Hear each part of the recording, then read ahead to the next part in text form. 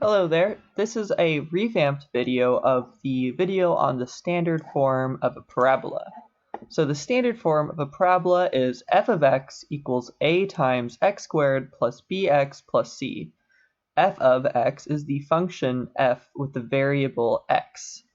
Now, what are the properties of a standard form? Well, standard form does not always correlate as well to a parabola, the graph of one, than other forms, but there are two key points that we can find from the standard form of an equation. The first is the vertical intercept, or the y-intercept. So if we look at this graph here, I'm going to draw an example parabola. An example parabola would look something like this, for example. This point right here would be the vertical intercept. And we can find that just by plugging in 0 into our equation. So if I take f of 0, I will get a times 0 squared plus b times 0 plus c, which will just equal a times 0 is 0, b times 0 is 0, so this will just be c. So we can see right in the equation where the vertical intercept is. It is just the value c. We can also tell the stretch, shrink, and flip from A. A tells us the vertical shrink or stretch, and as well as flips. You'll notice in all the forms, the vertex form is y equals x minus h squared plus k, and the intercept form is y equals a times x minus p times x minus q. They all have a variable called a, and the reason they all have this is because that determines the vertical stretch or shrink in every single function. And finally, you can get the vertex. Vertex is the point negative b over 2a, and then f of negative b over 2a. I'm using brackets here just to highlight that this is it's different than these parentheses. It makes it a little bit easier to understand. So this vertex here, we say that the x value is negative b, which is this value right here, divided by 2 times the a value right here. And then, of course, if we have a point on a function, the only way we could find the y value if we have an x value is by plugging it into our equation, which is what saying f of negative b over 2a represents. It just says the y value that happens when you plug in this value. Now let's verify that in fact the vertex of this parabola is the point negative b divided by 2a, and then f of negative b over 2a. So this is the equation of this parabola right here, so let's just compute using this formula. Well, we're going to have negative 4 divided by 2 times 1, and then f of negative 4 divided by 2 times 1. This is going to be negative 4 divided by 2, which will be negative 2. This will also simplify the same way, give me f of negative 2. Now, what does f of negative 2 equal? I'm going to write this out. F of negative 2 is equaling to negative 2 squared plus 4 times negative 2 plus 3, which is equal to 4 minus 8 plus 3, which is equal to negative 4 plus 3, which is equal to negative 1. So our intercept would be, our vertex rather, would be negative 2, negative 1, which is right there. So it looks like this formula does in fact give us the vertex.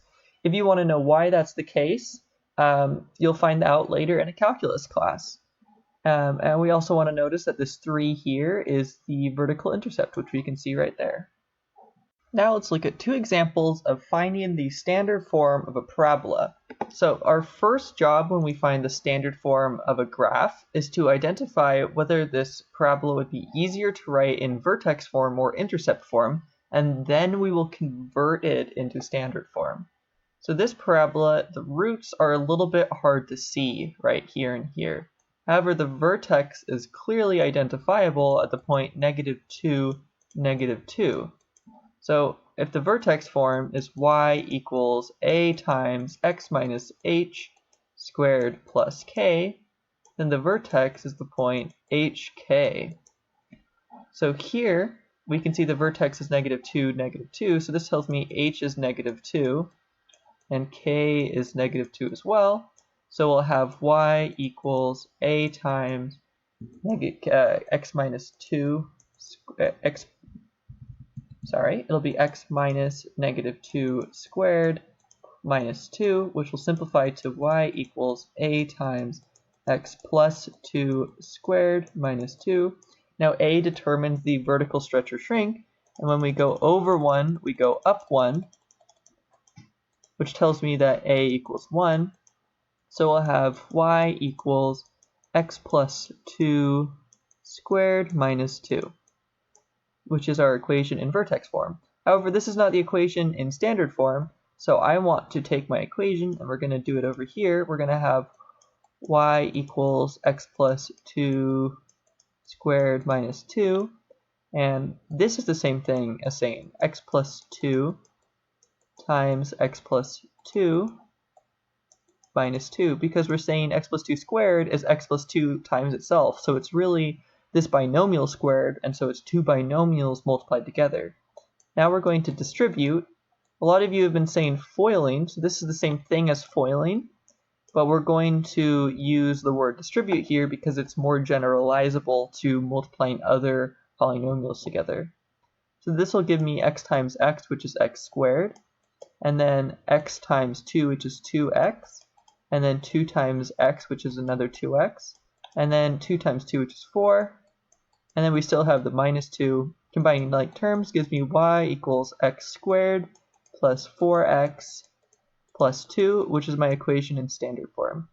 Next, we'll be looking at how to do this with intercept form. Now let's take a look at finding the equation in standard form for this parabola. This parabola's vertex is pretty hard to find, so we're going to use the intercept form because its roots are clearly identifiable. So we're going to write that the standard form of a parabola is f of x is equal to a times x minus p times x minus q, where p0 and q0 are roots.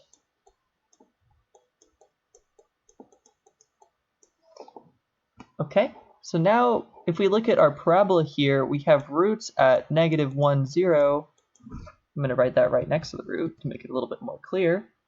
-1, 0, and 0, 0.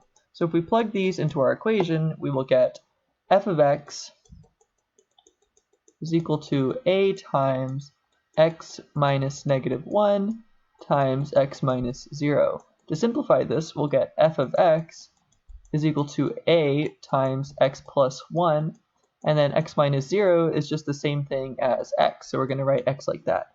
So if you see a function where you have a binomial multiplied to x, it's in intercept form, and one of the roots is at the point 0, 0. Now we just need to find a. It's a little bit more difficult to see the stretch or shrink of this parabola because its vertex does not clearly pass through a point, so it's difficult to compare. So what we're going to do instead is use some algebra here. We're going to take another point that we can find. Let's take this point here, which is 1, 4, and we're going to plug that into this equation. So we know that 4 is equal to a times 1 plus 1 times 1, which will become 4 equals a times 2, multiplying both sides by 1/2. 1/2 times 1 is 1, 1/2 times 2 is 1, and 1/2 times 4 is 2, so this will give us a equals 2.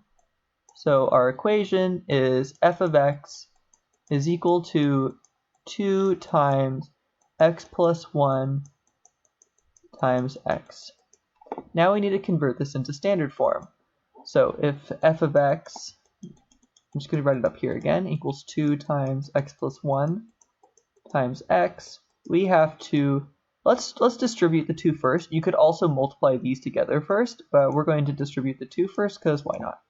We'll get f of x is equal to 2x plus 2 times x. Notice that I maintained these parentheses.